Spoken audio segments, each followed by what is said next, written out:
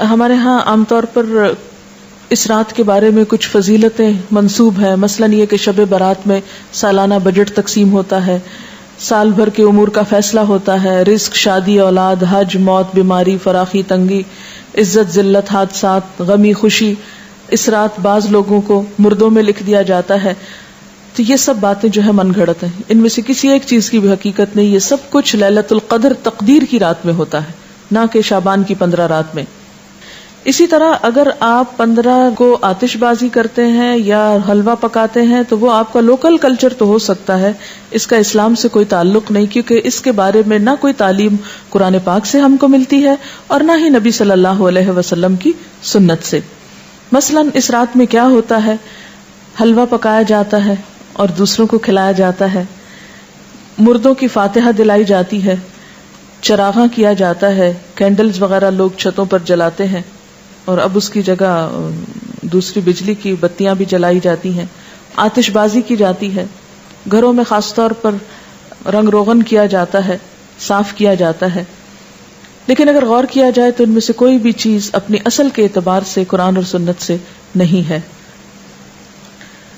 پھر اسی طرح یہ ہے کہ بعض لوگ 15 شب کو جاگتے ہیں اور صبح روزہ رکھتے ہیں، اور ان کے نزدیک یہ رات کو جاگنا اور صبح روزہ رکھنا جو ہے یہ سارے گناہوں کی معافی کا ذریعہ ہے۔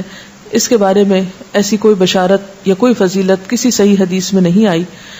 ایک ضعیف حدیث میں ایسی چیز ملتی ہے، اور شعبان کی 15ویں رات قیام کرو اور دن کو روزہ رکھو، کیونکہ اللہ تعالیٰ اس دن آسمان دنیا پہ تجلی فرما کر کہتا ہے کہ ہے کوئی بخشش مانگنے والا کہ اسے بخش دوں۔ یہ تو ہر رات میں ہوتا ہے۔ صحیح حدیث سے کیا پتہ چلتا ہے کہ ہر رات اللہ تعالیٰ آسمان دنیا پہ نزول فرماتے ہیں اور یہی فرماتے ہیں کہ ہے کوئی بخشش مانگنے والا کہ میں اسے بخش دوں، ہے کوئی مصیبت زدہ کہ میں اس کی مصیبت دور کروں۔ اس کے لیے صرف 15 رات مخصوص نہیں ہے۔ اس لیے اگر کوئی اپنے شوق سے کسی ایک رات میں جاگنا چاہے تو وہ صرف 15 نہ جاگے، 13 بھی جاگ لے، 14 بھی جاگ لے، یا کوئی اور رات بھی شعبان کی جاگ لے، صرف اسی رات کو مخصوص نہیں کرنا چاہیے۔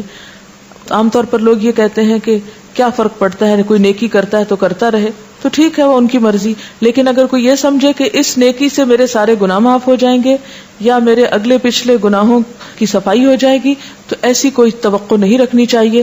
وہ تو یہ بھی ہو سکتا ہے کہ آپ کسی بھی وقت اللہ سے رو کر دعا مانگے تو ہو سکتا ہے پچھلے سارے گناہ معاف ہو جائیں، لیکن اس رات کے بارے میں ایسی کوئی صحیح حدیث جو ہے وہ نہیں ملتی۔ آپ دیکھیے کہ یہ سب چیزیں بیان کرنے کا مقصد کیا ہے؟ مقصد یہ نہیں ہے کہ لوگوں کو ایک نیکی سے ہٹایا جائے، مقصد یہ ہے کہ لوگوں کو خود ساختہ بوجھ سے نکالا جائے۔ جب ہم دین میں کوئی چیز خود ایجاد کرتے ہیں، خود اس کی فضیلت بنا لیتے ہیں، اس کی پابندی کرتے ہیں، تو بسا اوقات ہم اپنے اوپر ناروا بوجھ ڈال لیتے ہیں۔ یہود و نصارہ کے ہاں اپنے روحانی تزکیے کے لیے کچھ عبادات انہوں نے خود سے خود گھڑ لی تھی جو اللہ کی طرف سے ان پر عائد نہیں تھی۔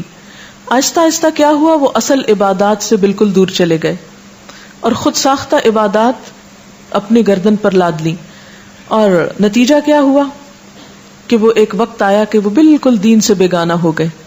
آج ہمارے معاشرے میں بھی ہم دیکھتے ہیں کہ جو اصل دین ہے اس سے ہم کوسوں دور ہیں، جو کرنے کے کام ہیں وہ ہم کرتے نہیں، اور جو نہیں کرنے کے کام ان کو ہم بہت پابندی سے کرنا شروع ہو گئے ہیں۔ اس کا نتیجہ کیا نکلا ہے کہ ہم ایسے بوجھ تلے دب گئے ہیں کہ جس نے ہم سے ہمارے فرائض بھی بعض اوقات چھڑا دیے۔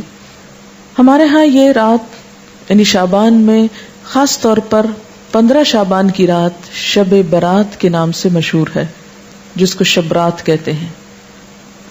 آپ دیکھیے کہ اسلام میں جو اہم دن آتے ہیں قرآن پاک اور سنت رسول صلی اللہ علیہ وسلم سے پتہ چلتے ہیں، ان میں سے بعض یہ ہے، مثلا یوم الحج، یوم عرفہ جس کو کہتے ہیں، یوم ترویہ جس دن حج کی ابتدا ہوتی، یوم نحر جس دن قربانی ہوتی، شہر رمضان جب روزے رکھے جاتے، لیلۃ القدر جو رمضان ہی کے آخری راتوں میں سے ایک ہے، قرآن جس میں نازل ہوا، عید الاضحیٰ، عید الفطر، ایام بیس۔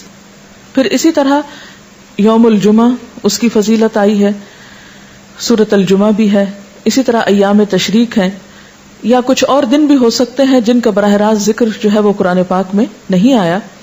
لیکن شب برات کا نام نہ کہیں قرآن میں آیا ہے اور نہ کہیں حدیث میں آیا ہے۔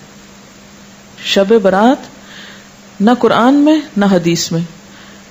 اس کی ایک وجہ تو یہ بھی ہو سکتی ہے کہ اس کا یہ جو لفظ ہے شب، یہ عربی کا لفظ ہی نہیں ہے. یہ کس کا لفظ ہے؟ فارسی کا لفظ ہے. اور اگر اس کے آگے رات لگاتے ہیں، شب رات، تو رات بھی عربی کا لفظ نہیں.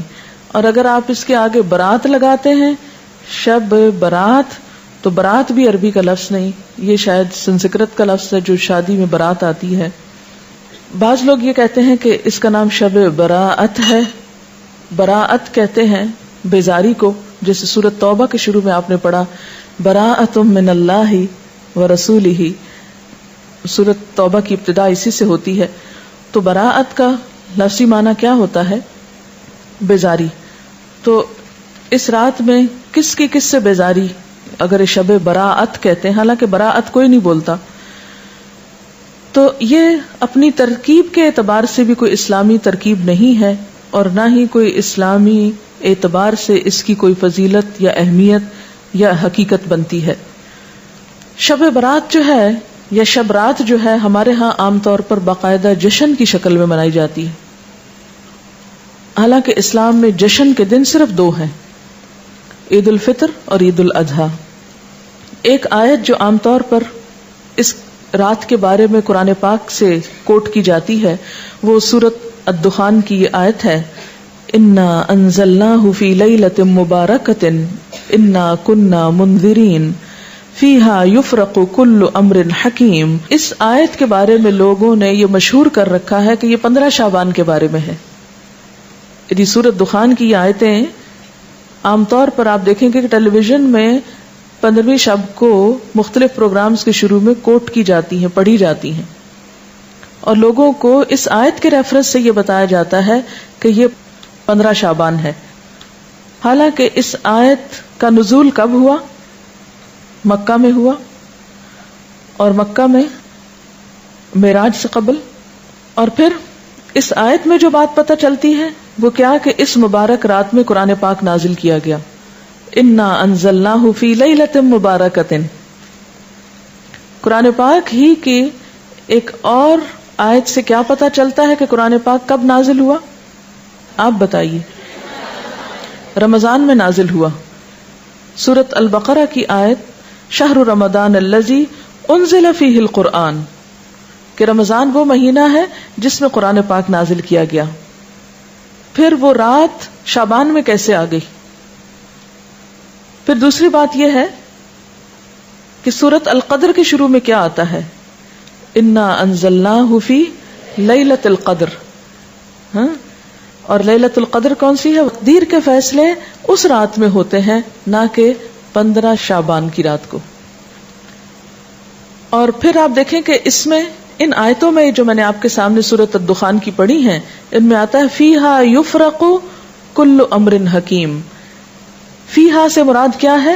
اس رات میں یفرق تقسیم کیے جاتے ہیں، کل امر سب کام، حکیم حکمت والے، یعنی ہر قسم کے فیصلے اس رات میں فرشتوں کے حوالے کیے جاتے ہیں، ان کو دے دیے جاتے ہیں. تو اس سے بھی کیا پتہ چلتا ہے کہ سورۃ الدخان کی یہ آیت 15 شعبان کے بارے میں نہیں ہے، بلکہ لیلۃ القدر کے بارے میں ہے، جس میں قرآن پاک بھی نازل ہوا اور جس میں لوگوں کی قسمتوں کے بھی فیصلے کیے جاتے ہیں.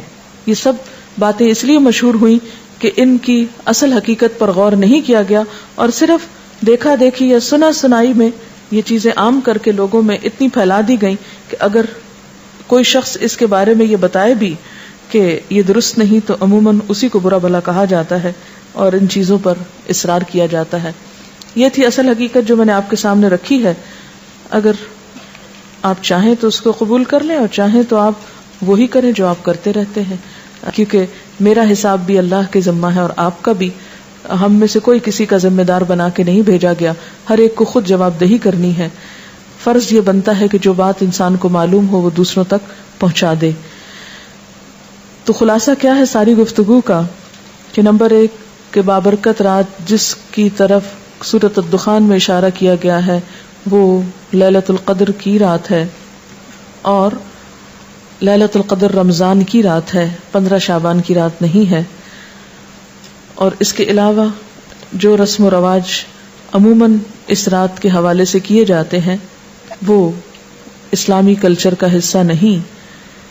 اور انہی رسموں کے بارے میں ہی علامہ اقبال نے کہا تھا وضع میں تم ہو نصارہ تو تمدن میں ہنود، یہ مسلمان ہیں جنہیں دیکھ کے شرمائے یہود، یہ امت روایات میں کھو گئی حقیقت خرافات میں کھو گئی.